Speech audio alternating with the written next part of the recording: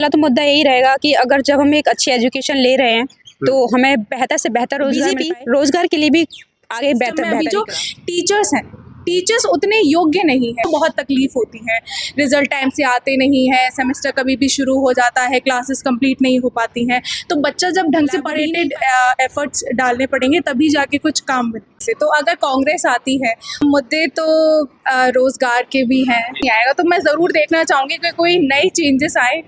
Scholarship भी काफ़ी साल से रुकी हुई है, तो है ही है, क्योंकि काफ़ी टाइम से टीचिंग वैकेंसीज। और फिर मैं तो बीजेपी को ही वोट दूंगी, मेरा पहला वोट है इस एजुकेशन बेस्ट आज के जमाने मतलब पहले के हिसाब से अगर हम अब देखें तो बहुत ठीक है। गर्ल्स के लिए बहुत ज़्यादा सुविधाएं कर दी हैं बीजेपी ने। कांग्रेस हो कोई भी हो, बट ये है कि बीजेपी है, मतलब मेरे अब एक मौका और देना चाहिए। हाँ, मौका देना चाहिए, बिल्कुल देंगे हम तो। पर मेरे लिए तो बीजेपी ही बेस्ट है किए हैं। अच्छा, कौन सा प्रॉमिस पूरा करती है भाई बहुत है, गर्ल्स के लिए बहुत सारी सुविधा दे रखी है। क्या क्या क्या सुविधा? उंगली भी उठा दी ना तो वो वहीं की वहीं ये रहेगा कि अगर बेस्ट करियर बनाना है तो बेस्ट ऑप्शन बीजेपी ही है। ये रोजगार मिलना चाहिए, कुछ ऐसा मुद्दा है या फिर बीजेपी?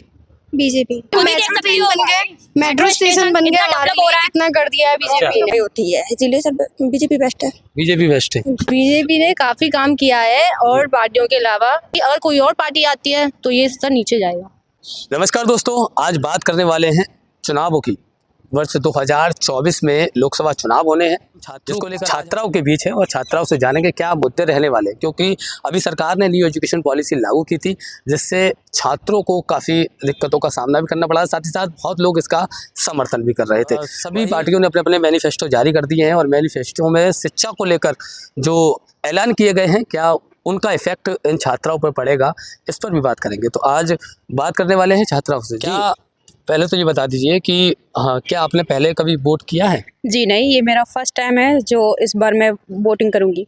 जी, तो आप छात्रा हैं, तो उस हिसाब से क्या मुद्दे आपके रहने वाले हैं इस बार लोकसभा चुनाव? क्या सोचकर आप वोट करने वाले? न्यू एजुकेशन पॉलिसी के फेवर में जो हमारे बीजेपी सरकार ने किया था वो बहुत ही अच्छा था, जो कि स्टूडेंट को उसने काफ़ी अप्रिशिएट किया।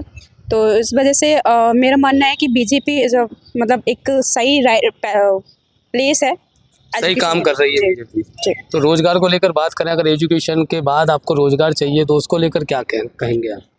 अगर बीजेपी के फील्ड में अगर रह के अगर रोजगार की बात करी जाए तो जब हमें एक अच्छी एजुकेशन मिलेगी तो हमें अच्छा ज़्यादा चांसेस है कि हमें एक अच्छा रोजगार मिलेगा। बड़ी बात यह है कि आप जो स्टूडेंट हैं, तो स्टूडेंट के लिए सबसे पहली प्राथमिकता होनी चाहिए एजुकेशन, और एजुकेशन के बाद रोजगार। तो ये मस्ट है, ठीक है। तो मैं दोबारा आपसे पूछूंगा, तो रोजगार को लेकर अगर आप बात करना चाहें तो क्या कहना चाहेंगे, क्या मुद्दे रहेंगे? क्योंकि आप स्टूडेंट हैं और आपका जो भविष्य है उसको भी आपको देखना है कि कौन सी सरकार जो है आपके भविष्य को अच्छा बना सकती है, उज्ज्वल कर सकती है। तो क्या मुद्दा रहेगा जब आप चुनाव वोट करने जाएंगे? जी, सबसे पहला तो मुद्दा यही रहेगा कि अगर जब हम एक अच्छी एजुकेशन ले रहे हैं तो हमें बेहतर से बेहतर रोजगार मिल पाए। जी। तो जैसा कि पिछले 10 सालों में बीजेपी सरकार हमें उस तरीके का रोजगार नहीं दे पाई है, बट जहाँ तक हमारा मानना है कि उसने कोशिश बाकायदा करी है।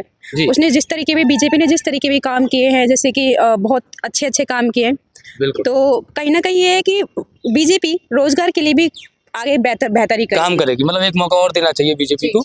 जी बिल्कुल। जी, क्या मुद्दे रहने वाले हैं आपके इस बार? मैं नहीं, मेरा नहीं है वोट, अभी बना ही नहीं। वोट बना नहीं है? नहीं। तो 18 अब प्लस हो गई क्या? 18 प्लस नहीं हुई अभी मैं। अच्छा, 18 प्लस भी हुई है, तो चलिए कोई बात नहीं, इनसे जानेंगे।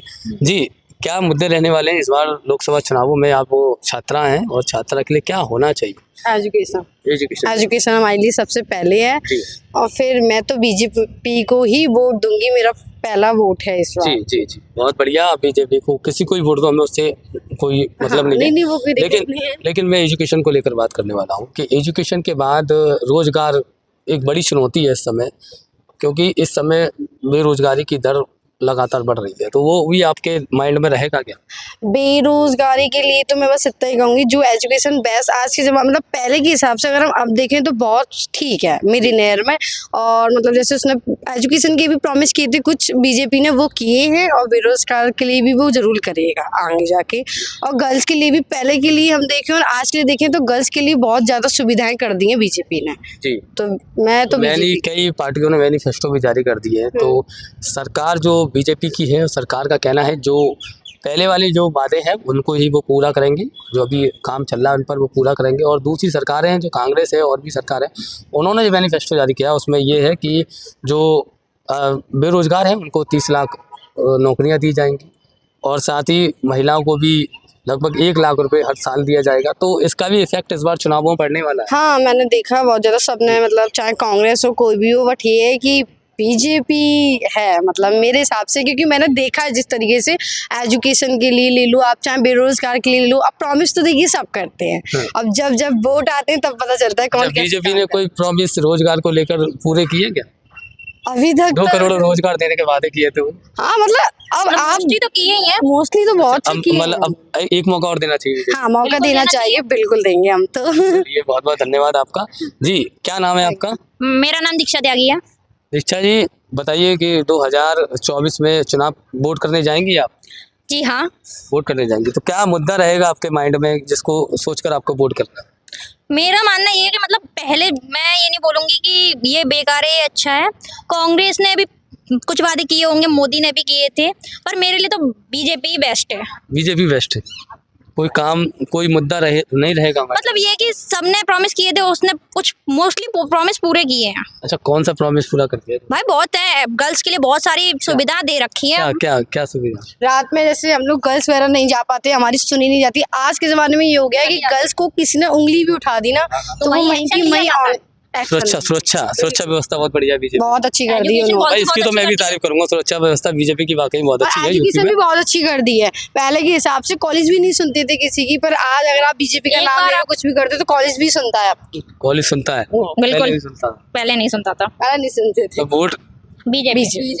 चलिए जी, क्या नाम है आपका? नाम बता दीजिए जी। विशाखा वर्मा। विशाखा जी, क्या मुद्दा रहेगा लोकसभा चुनावों में इस बार आपका?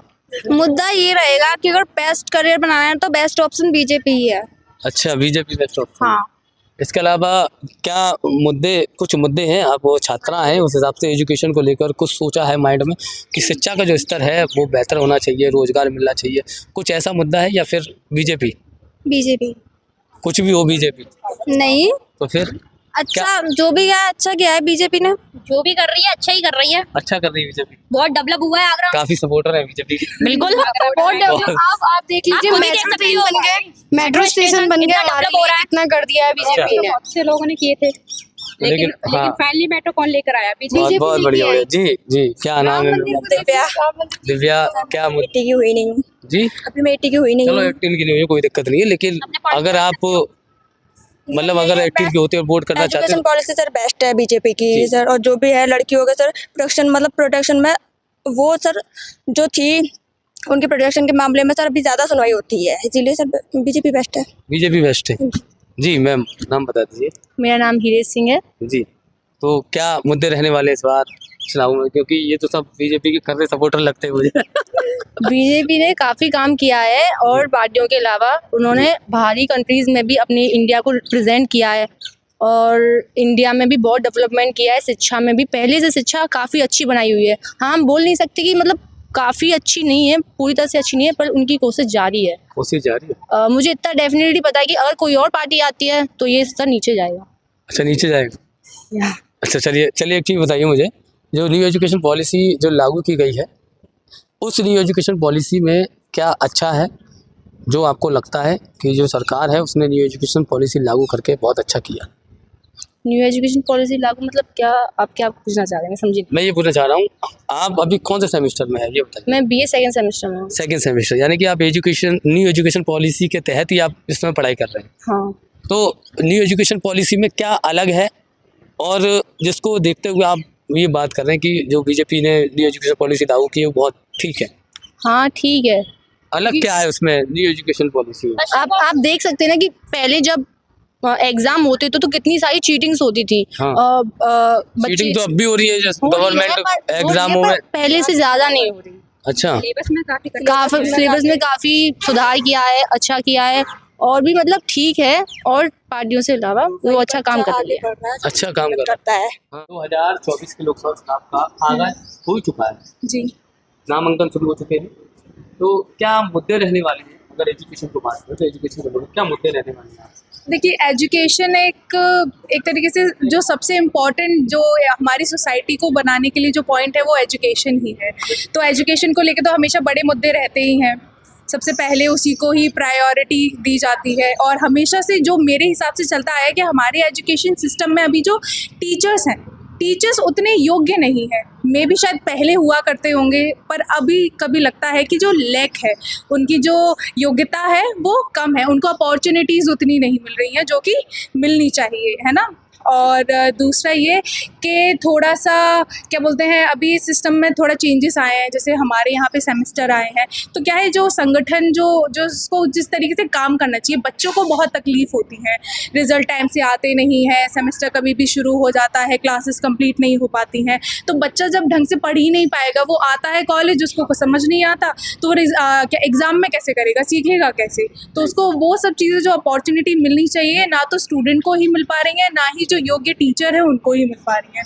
तो मेरे हिसाब से इसमें बहुत ही कोलैबोरेटेड एफर्ट्स डालने पड़ेंगे, तभी जाके कुछ काम बनेगा। अभी कांग्रेस ने जो मैनिफेस्टो जारी किया उसमें ये कहा है कि जो री एजुकेशन पॉलिसी है उसको लेकर हम उसको जांच करेंगे उसकी, और हो सका अगर संशोधन करने की स्थिति हुई तो उससे संशोधन की। तो आप इससे कितना वो मानते हैं कि कितना सही होगा? देखिए, क्या बोलते हैं, सीधी वही है कि एजुकेशन जो है एक बहुत ही ब्रॉड प्रोस्पेक्टम है।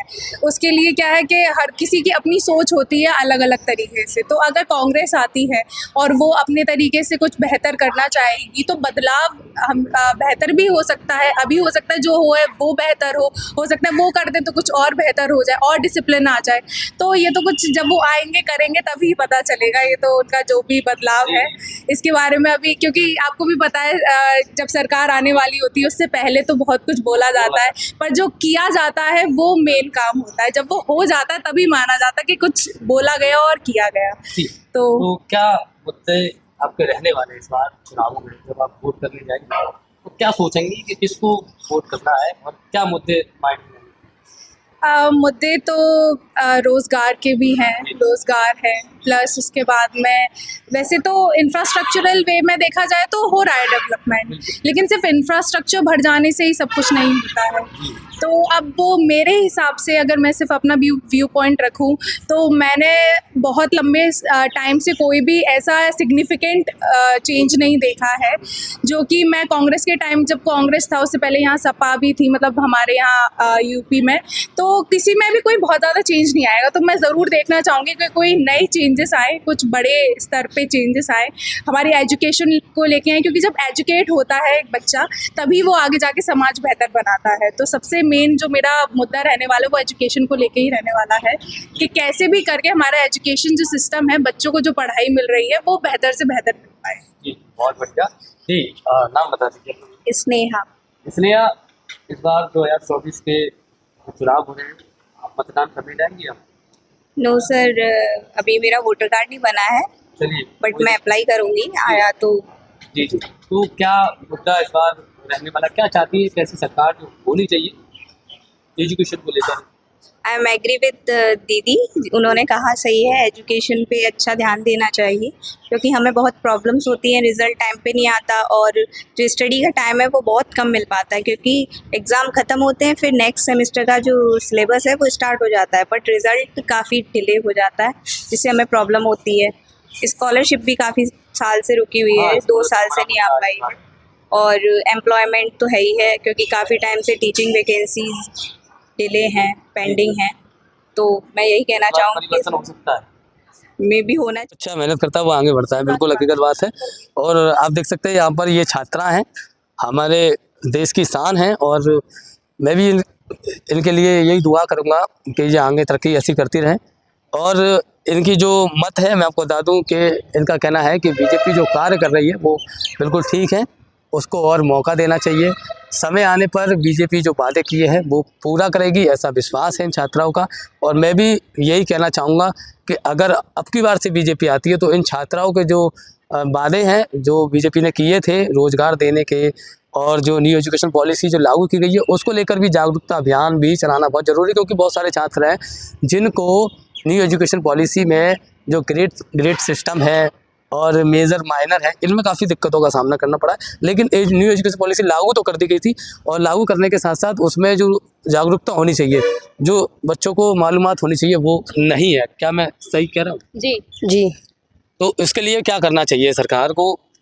क्या करना चाहिए? लागू करना चाहिए दोबारा? नहीं लागू नहीं, मतलब जागरूक करने की, जैसे कि आपको अगर मालूमात मतलब आपको जानकारी कैसे हो पाएगी, उसके लिए सरकार क्या करे? सरकार को फिर एजुकेशन में और डेवलपमेंट करना चाहिए। जी जी, हमें कार्यशाला चलानी चाहिए, कॉलेजों में जा जाके बच्चों को बिल्कुल बताना बिल्कुल। चाहिए। जैसे में जा जाके सभी के क्लासेस बाय क्लासेस लेनी चाहिए, इंट्रोडक्शन कराना चाहिए न्यू एजुकेशन बिल्कुल पॉलिसी। बिल्कुल बिल्कुल राइट। जैसे गवर्नमेंट हमें डेंगू हो रहा है, किसके लिए वो आते हैं, एनजीओ वाले हमें बताते हैं। ऐसे गवर्नमेंट को न्यू एजुकेशन के लिए आना चाहिए, हमको बताना चाहिए। क्योंकि कुछ स्टूडेंट ऐसे होते हैं, चलो हमारा कॉलेज है अभी बता देता है, मीडिया आ जाती है, पर कुछ कॉलेज ऐसे जिसमें मीडिया नहीं जाती, उनको नहीं पता होता, तो उनको तो बहुत मेन है बताने के। बिल्कुल बिल्कुल बिल्कुल। यानी कि छात्रों का ये कहना है कि जो न्यू एजुकेशन पॉलिसी अगर उसको लेकर अगर जागरूकता अभियान चलाया जाए, हर कॉलेज में छात्रों को बताया जाए कि न्यू एजुकेशन पॉलिसी के क्या फ़ायदे हैं, क्योंकि इसके अंदर एक रोज़गार परक कोर्स भी वोकेशनल कोर्स के रूप में शुरू किया गया है, और 135 से ज़्यादा जो कोर्स हैं वो इसमें शुरू किए गए हैं रोज़गार परक, जिसे करने के बाद जो है छात्र अपना स्वयं रोज़गार कर सकते हैं। अब देखने की बात है कि लोकसभा चुनाव 2024 का जो आगाज़ है वो शुरू हो चुका है। 12 तारीख से जो है नामांकन शुरू किए जा चुके हैं। अब देखने की बात है कि रोज़गार को मुद्दा रहेगा, या फिर जो जैसा छात्रों से हमारी बात हुई, ये छात्रों के मुद्दे भी बड़े अहम रहने वाले हैं। ऐसी ही खबरों को देखने के लिए, ऐसी ही स्टोरियों को देखने के लिए हमारे चैनल को सब्सक्राइब लाइक करें। नमस्कार, जय हिंद, जय भारत।